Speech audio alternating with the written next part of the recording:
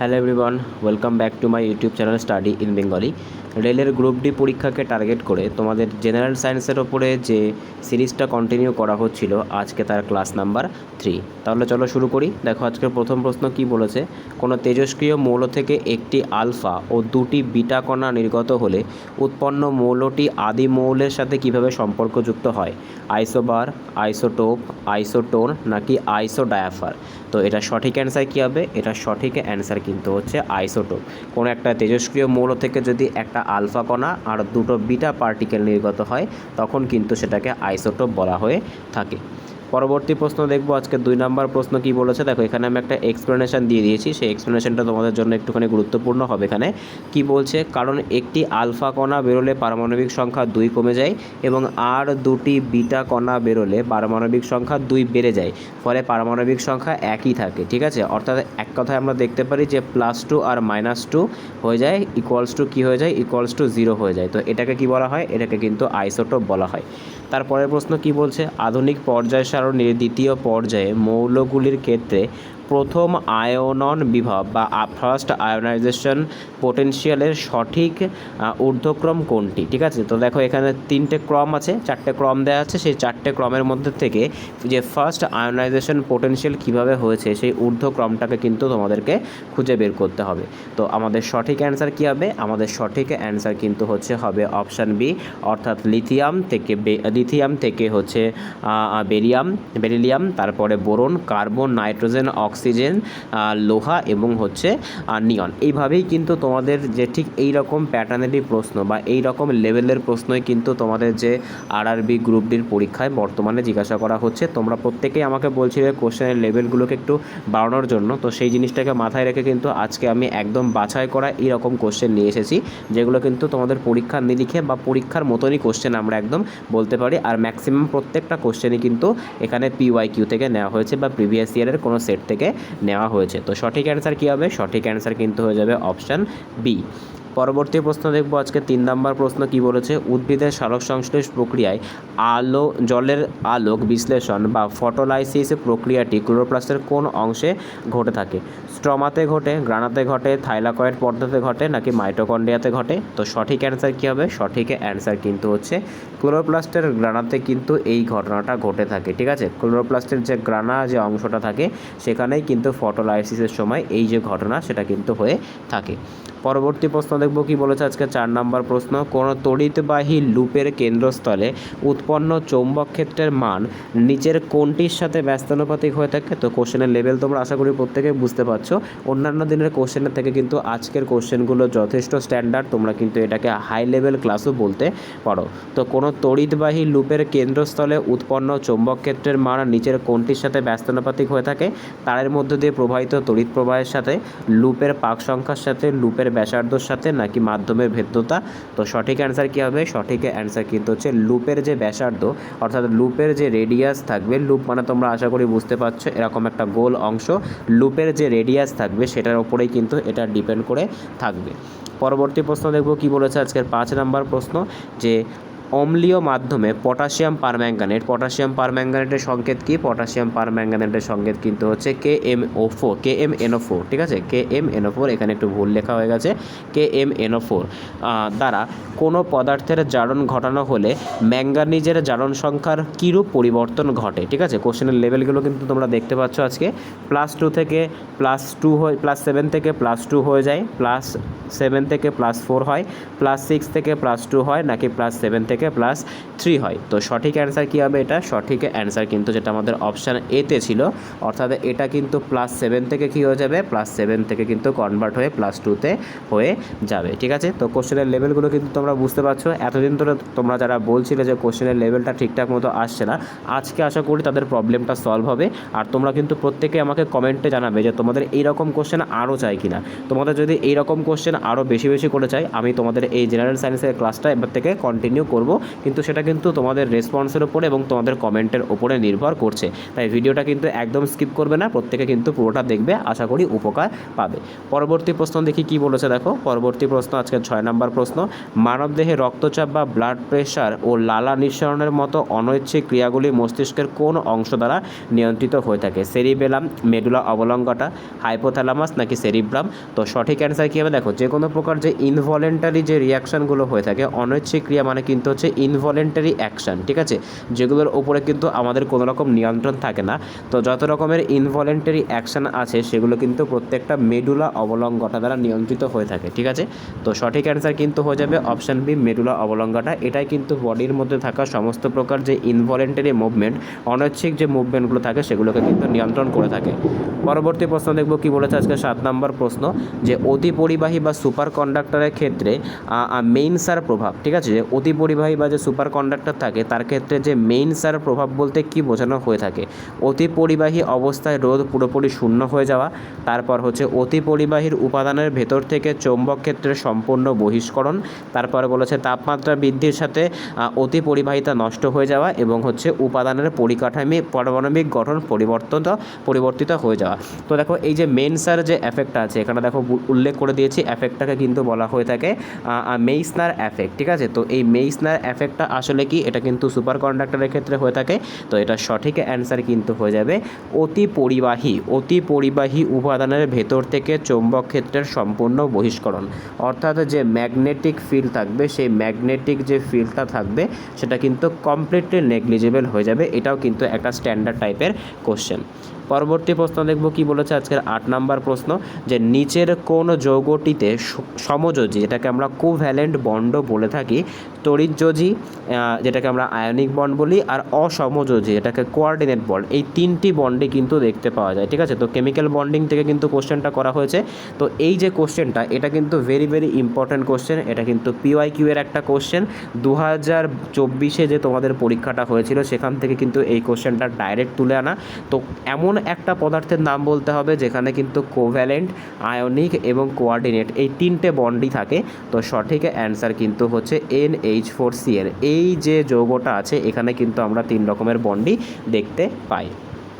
পরবর্তী প্রশ্ন দেখব কি বলেছে 9 নম্বর প্রশ্ন, যে মানবদেহে গ্লুকোজের অবাধ শ্বসন বা অ্যানারোবিক রেসপিরেশন ঘটলে অন্তিম পদার্থ হিসেবে কোনটি উৎপন্ন হয়ে থাকে? ইথানল এবং কার্বন ডাইঅক্সাইড, ল্যাকটিক অ্যাসিড এবং শক্তি, পাইরুভিক অ্যাসিড, নাকি হচ্ছে কেবল জল এবং কার্বন ডাইঅক্সাইড? তো আমাদের যে পেশিকোষ থাকে সেই পেশিকোষে কিন্তু অবাধ শ্বসন হয়ে থাকে বা অ্যানারোবিক রেসপিরেশন হয়ে থাকে। সেক্ষেত্রে একদম লাস্ট প্রোডাক্ট বা এন্ড প্রোডাক্ট হিসেবে কিন্তু কোনটা পাই আমরা? সেক্ষেত্রে এন্ড প্রোডাক্ট হিসেবে কিন্তু আমরা ল্যাকটিক অ্যাসিড এবং শক্তি উৎপন্ন কিন্তু হয়ে থাকে। ল্যাকটিক অ্যাসিড আমাদের বডি বা আমাদের পেশিগুলোতে সঞ্চিত হওয়ার ফলেই কিন্তু পেশিগুলো ক্লান্ত হয়ে যায়, বা যেটাকে আমরা মাসেল ক্র্যাম্প বলি, ঠিক আছে, মাসেল ক্র্যাম্প বা পেশিতে টান ধরে, ঠিক আছে।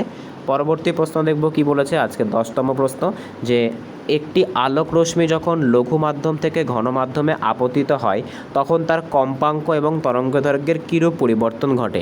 এগেইন একটা ইম্পর্টেন্ট কোশ্চেন, পরীক্ষার দৃষ্টিকোণ থেকে কোশ্চেনটা খুবই গুরুত্বপূর্ণ, স্পেশালি যখন কোশ্চেনটা লাইট চ্যাপ্টার থেকে হয়ে যায়। তো সঠিক অ্যান্সার দেখো এখানে অপশানগুলো একবার আমরা পড়ি কি বলছে।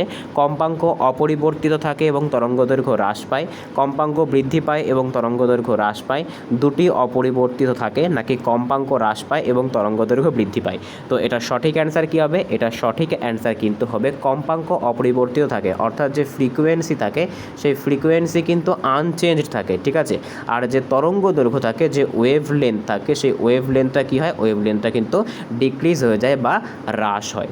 পরবর্তী প্রশ্ন দেখব কি বলেছে। পরবর্তী প্রশ্ন আজকের 11তম প্রশ্ন, যে কোনো রাসায়নিক সাম্যাবস্থায় বা কেমিক্যাল ইকুইলিব্রিয়ামে চাপ বৃদ্ধি করলে বিক্রিয়াটি কোন দিকে অগ্রসর হবে তার নিচের কোন নীতি দ্বারা নির্ধারিত হয়ে থাকে? পাউলির অপবর্জন নীতি, তারপরে কি বলছে লা সাতেলিয়ের নীতি, তারপরে হচ্ছে আউফবাউ নীতি, নাকি হচ্ছে হুন্ডের নীতি? তো সঠিক অ্যান্সার কী হবে? সঠিক অ্যান্সার কিন্তু হচ্ছে লা সাতেলিয়ের নীতি। এই নীতির ওপরে কিন্তু ডিপেন্ড করে থাকে কোনো কেমিক্যাল ইকুইলিব্রিয়াম যখন আসে। আশা করি আজকের ক্লাসটা থেকে তোমরা বুঝতে পারছো যে এরকম লেভেলের কোশ্চেন কিন্তু এবার থেকে হতে চলেছে। তাই ক্লাসটা কিন্তু তোমরা যতটা পারবে তোমাদের বন্ধুদের সাথে শেয়ার করবে, কারণ এইরকম লেভেলের হাই লেভেলের ক্লাস থেকে কিন্তু আজকে আমাদের পরীক্ষায় কোশ্চেন আসবে। আর আজকের থেকে কিন্তু এর একদম শুভ সূচনা হয়ে গেল, একদম হাই লেভেল ক্লাস কিন্তু তোমরা এবার থেকে পাচ্ছ। তো কোশ্চেনটা আমরা দেখছিলাম কি বলছে, কোনো রাসায়নিক সাম্যাবস্থা বা কেমিক্যাল ইকুইলিব্রিয়ামে চাপ বৃদ্ধি করলে বিক্রিয়াটি কোন দিকে অগ্রসর হবে, তা কোন নীতি দ্বারা বোঝা যায়? তো সঠিক অ্যান্সার কিন্তু হচ্ছে লা সাতেলিয়ার নীতি। এই নীতির ওপরে ডিপেন্ড করেই কিন্তু আমরা বুঝতে পারি কোনো একটা কেমিক্যাল ইকুইলিব্রিয়ামে কী হবে না, বিক্রিয়াটা কোন দিকে অগ্রসর হবে। পরবর্তী প্রশ্ন দেখব কি বলেছে আজকের 12তম প্রশ্ন, যে বৃক্কের বা নেফ্রনের কোনো অংশের গ্লুকোজ এবং অ্যামাইনো অ্যাসিড 100% পুনঃশোষণ বা রিঅ্যাবজর্পশন ঘটে কোথায়? কোথায় আমাদের বৃক্কের নেফ্রনের কোন অংশে গিয়ে বা কোথায় গিয়ে আমাদের কিন্তু যে খাবার বা যে অ্যামাইনো অ্যাসিডগুলো থেকে থাকে সেগুলো কি হয়, গ্লুকোজ মানে খাবার বলতে চেয়েছি, গ্লুকোজ, ঠিক আছে, এবং অ্যামাইনো অ্যাসিডের সম্পূর্ণ পুনঃশোষণ বা যেটাকে আমরা রিঅ্যাবজর্পশন বলে থাকি সেটা ঘটে। তো সঠিক অ্যান্সার কিন্তু হচ্ছে নিকটবর্তী সংবদ নালিকা, ঠিক আছে, নিকটবর্তী সংবদ নালিকা যেটাকে বলা হয়ে থাকে পিসিটি, এইখানেই কিন্তু এটা ঘটে থাকে। পরবর্তী প্রশ্ন দেখব কি বলেছে আজকে 13তম প্রশ্ন, যে তেজস্ক্রিয় ক্ষয় বা রেডিও অ্যাক্টিভ ডিকে কোন ধরনের গতিবিদ্যার উদাহরণ? আবার কিন্তু এগেইন কিন্তু একটা গুরুত্বপূর্ণ প্রশ্ন, পিওয়াইকিউ থেকে নেওয়া প্রশ্ন। তো সঠিক অ্যান্সার কী হবে? রেডিও অ্যাক্টিভ ডিকে মানে কি, যে কোনো রেডিও অ্যাক্টিভ পদার্থ কিন্তু সময়ের সঙ্গে সঙ্গে ক্ষয় হয়, ঠিক আছে। তো তার এই ক্ষয়ের যে ব্যাপারটা সেটা গতিবিদ্যার অংশ বা কোন গতিবিদ্যার উদাহরণ? তো সঠিক অ্যান্সার কিন্তু হচ্ছে প্রথম ক্রম বিক্রিয়া বা ফার্স্ট অর্ডার বিক্রিয়ার কিন্তু এটার উদাহরণ, বা ফার্স্ট অর্ডার রিয়াকশনের কিন্তু এটা উদাহরণ। পরবর্তী প্রশ্ন দেখব কি বলেছে আজকে 14তম প্রশ্ন, যে জলের ব্যতিক্রান্ত প্রসারণ, ঠিক আছে, জলের ব্যতিক্রান্ত প্রসারণের কারণে কত তাপমাত্রায় জলের ঘনত্ব সর্বোচ্চ, কত তাপমাত্রায় জলের ঘনত্ব সর্বোচ্চ এবং আয়তন সর্বনিম্ন হয়ে থাকে? 0 degree Celsius, 4 degree Celsius, 100 degree Celsius, নাকি -4 ডিগ্রি সেলসিয়াস? তো সঠিক অ্যান্সার কী হবে? সঠিক অ্যান্সার কিন্তু হচ্ছে 4 ডিগ্রি সেলসিয়াসে কিন্তু এই কাজটা ঘটে থাকে। জলের ব্যতিক্রান্ত প্রসারণ, যেটাকে আমরা কি বলে থাকি, অ্যানোমালোসিস বা অ্যানোমালিয়াস, ঠিক আছে, অ্যানোমালিয়াস এক্সপেনশন অফ ওয়াটার, সেটা কিন্তু 4 ডিগ্রি সেন্টিগ্রেড তাপমাত্রায় সবথেকে বেশি হয়ে থাকে। পরবর্তী প্রশ্ন দেখব কি বলেছে আজকে 15তম প্রশ্ন, যে জিনগত রোগে হিমোফিলিয়ার ক্ষেত্রে নিচের কোনটিতে একটা বিকৃতি সৃষ্টি হয়, ঠিক আছে, কোনটির ক্ষেত্রে বিকৃতি হয়ে থাকে বা কোন বিবৃতিটি কিন্তু এখানে সঠিক, মানে এক কথায় এটা কোন জিন গঠিত রোগ, এক্স লিঙ্ক নাকি ওয়াই লিঙ্ক, সেটা কিন্তু আমাদেরকে জানতে চেয়েছে। তো সঠিক অ্যান্সার কী হবে? সঠিক অ্যান্সার কিন্তু হচ্ছে অপশান বি, এটি একটি এটা কিন্তু একটা এক্সড লিঙ্ক, ঠিক আছে, একটা এক্সড লিঙ্ক ডিজিজ বা এক্স লিঙ্ক ডিজিজ, আর এটা কিন্তু একটা প্রচ্ছন্ন রোগ, ঠিক আছে। পরবর্তী প্রশ্ন দেখব কি বলেছে আজকে 16তম প্রশ্ন, যে পিচ ব্লেন্ড নামক তেজস্ক্রিয় মৌলটি কোন মৌলের প্রধান আকরিক? তো সঠিক অ্যান্সার কী হবে? সঠিক অ্যান্সার কিন্তু হচ্ছে ইউরেনিয়াম, ঠিক আছে। ইউরেনিয়াম 235কে আমরা প্রত্যেকে জানি, ইউরেনিয়াম 235কে কিন্তু পারমাণবিক জ্বালানির ফিউল হিসেবে ব্যবহার করা হয়ে থাকে।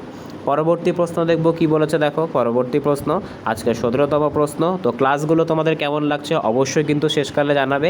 আর প্রত্যেকের কাছে কিন্তু একটাই সূচনা থাকছে যে এবার থেকে কিন্তু তোমাদের কোশ্চেনের যে স্ট্যান্ডার্ড, তোমাদের অনেক দিন ধরে একটু কনফিউশন চলছিল, আমারও একটু সময়ের প্রবলেম চলছিল, সেক্ষেত্রে কিন্তু কোশ্চেনগুলো ঠিকঠাক মতো আনা হচ্ছিল না বা কোশ্চেনগুলো আমি ঠিকঠাক মতো আনতে পারছিলাম না। কিন্তু আজ থেকে কিন্তু তোমাদের এইরকম হাই লেভেল মক টেস্ট একদম আপ টু গ্রুপ ডির এক্সাম পর্যন্ত চলবে। শুধু তোমাদের কাছে একটাই রিকোয়েস্ট থাকবে, দেখো যে কোনো কাজ শুরু করতে গেলে টিচারের সবথেকে বেশি যেটা প্রয়োজন সেটা হচ্ছে মোটিভেশন। আর এই মোটিভেশনটা তখনই আসবে যখন তোমাদের কাছ থেকে সঠিক রেসপন্সটা আমি পাবো। আর সেই জন্যই তোমাদের কাছে একটাই রিকোয়েস্ট থাকবে যে যতটা পারবে বন্ধুদের সাথে ভিডিওগুলো শেয়ার করবে, একটা লাইক করবে, কমেন্ট করবে, তোমাদের মূল্যবান মতামত কিন্তু অবশ্যই জানাবে। কোনটা ভুল, কোনটা ঠিক, কোনটা করা উচিত অবশ্যই তোমরা আমাকে জানাতে পারো, তার কারণ তোমরাও কিন্তু আমার এই যে পরিবার আছে যে চ্যানেলটা তারও কিন্তু একটা একটা করে সদস্য, ঠিক আছে। দেখো 17তম প্রশ্ন কি বলছে, যে কোনো গ্যাসের ক্ষেত্রে তার সংকট তাপমাত্রা বা ক্রিটিক্যাল টেম্পারেচার বলতে কী বোঝায়। তো এক কথায় কিন্তু বলতে চেয়েছে ক্রিটিক্যাল টেম্পারেচার বা সংকট তাপমাত্রা বলতে কী বোঝায়। আবার কিন্তু একটা গুরুত্বপূর্ণ প্রশ্ন, একদম ভিভিআই প্রশ্ন, ঠিক আছে। যে তাপমাত্রার ওপর গ্যাসটিকে কেবল চাপ প্রয়োগ করলে তরল করা অসম্ভব, যে তাপমাত্রায় গ্যাসটি জমে কঠিন হয়ে যায়, যে তাপমাত্রায় গ্যাসটির আয়তন শূন্য হয়ে যায়, নাকি যে তাপমাত্রায় গ্যাসটি আদর্শ গ্যাসের মতো আচরণ করে। তো ক্রিটিক্যাল টেম্পারেচার আসলে কী জিনিস, এটা হচ্ছে যে তাপমাত্রার ওপরে গ্যাসটিকে কেবল চাপ প্রয়োগ করলে তরল করা অসম্ভব। আর কিন্তু এটাকে কি করা যাবে না, তখন কিন্তু এটাকে আর লিকুইডে পরিণত করা যাবে না, এটাকে কিন্তু ক্রিটিক্যাল টেম্পারেচার বলা হয়ে থাকে। পরবর্তী প্রশ্ন দেখব কি বলেছে, যে উদ্ভিদের কলা রস বা রসের উৎস, যেটাকে আমরা অ্যাসেন্ট অফ স্যাপ বলি, এর সপক্ষে বাষ্পমোচন টান এবং জলের যে সমশক্তি বল, ঠিক আছে, ট্রান্সপিরেশন পুল এবং কোহেশন অ্যাডহেশন থিওরি তত্ত্বটি কে প্রদান করেছিল? জেসি বোস, ডিকসন ও জোলি, প্রিস্টলি, নাকি হচ্ছে কেভলিন। তো সঠিক অ্যান্সার কী হবে? কেলভিন। তো সঠিক অ্যান্সার কী হবে? সঠিক অ্যান্সার কিন্তু হচ্ছে ডিকসন ও জোলি, ঠিক আছে। এরাই কিন্তু এই যে থিওরিটা, অর্থাৎ যে ট্রান্সপিরেশন পুল আর cohesion adhesion theory, ascent of sap যেটাকে আমরা বলে থাকি, সেটার জন্য কিন্তু এই থিওরিটা এদের দ্বারাই প্রদান করা হয়েছিল। পরবর্তী প্রশ্ন দেখব কি বলেছে, দেখো আজকের 19তম প্রশ্ন, যে এক্স রে আবিষ্কারের জন্য কবে পদার্থবিজ্ঞানের প্রথম নোবেল পুরস্কার, কাকে পদার্থবিজ্ঞানের প্রথম নোবেল পুরস্কার দেওয়া হয়েছিল? তো এটা কিন্তু একদম পদার্থবিজ্ঞানের বা ফিজিক্সের ফার্স্ট নোবেল, যেটা কিন্তু 1901 সালে দেওয়া হয়েছিল কাকে? উইলিয়াম কনরেড রন্টজেনকে, ঠিক আছে। ওই কারণের জন্য কিন্তু এক্স রের যে একক, সেটা কিন্তু কিসে প্রকাশ করা হয়? সেটা কিন্তু রন্টজেন এককে প্রকাশ করা হয়ে থাকে।